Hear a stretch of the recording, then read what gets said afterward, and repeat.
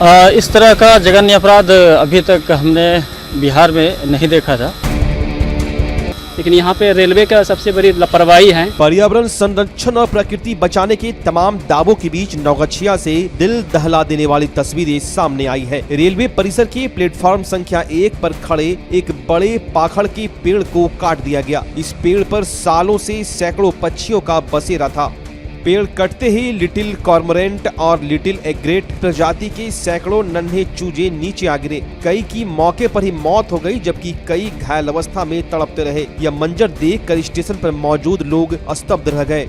सबसे चौंकाने वाली बात यह कि घटना के समय मौजूद रेलवे कर्मियों ने न केवल लापरवाही बरती, बल्कि मौके पर मौजूद पर्यावरण प्रेमियों और पत्रकारों को धमकाने तक की कोशिश की। सूचना मिलने के बाद पत्रकारों ने डीएफओ को खबर दी। फिर रेंज ऑफिसर मौके पर पहुंचे और सभी बचे हुए चूजों को रेस्क्यू कर सुंदरवन ले जाया गया। लेकिन अब बड़े सवाल खड़े होते हैं कि क्या रेलवे पर्यावरणीय नियमों से ऊपर है? क्या पेड़ काटने से पहले वन विभाग की अनुमति ली गई थी? और आखिर इस पर्यावरणीय अपराध की जिम्मेदारी कौन लेगा? स्थानीय लोगों का कहना है कि यह सिर्फ पक्षियों का घोंसला उजड़ना नहीं, बल्कि प्रकृति की हत्या है। अब देखना होगा कि इस लापरवाही पर कार्रवाई होती है या फिर यह मामला भी फाइलों में दबकर रह जाएगा। क्या कहेंगे, तो मान लेंगे ऑटोमेटिक ऐसी कर दिया है, तो इसमें तो कोई है अभियुक्त नहीं।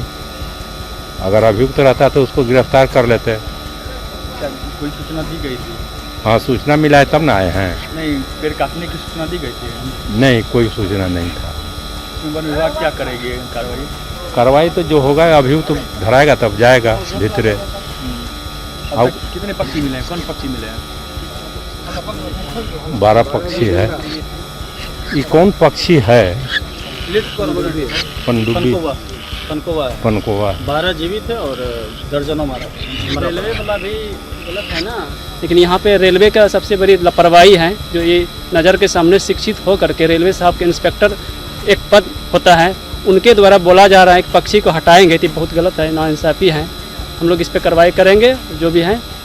इस तरह का जघन्य अपराध अभी तक हमने बिहार में नहीं देखा। पेड़ क्यों लगाते हैं, किसके लिए? क्या सिर्फ हमारे लिए?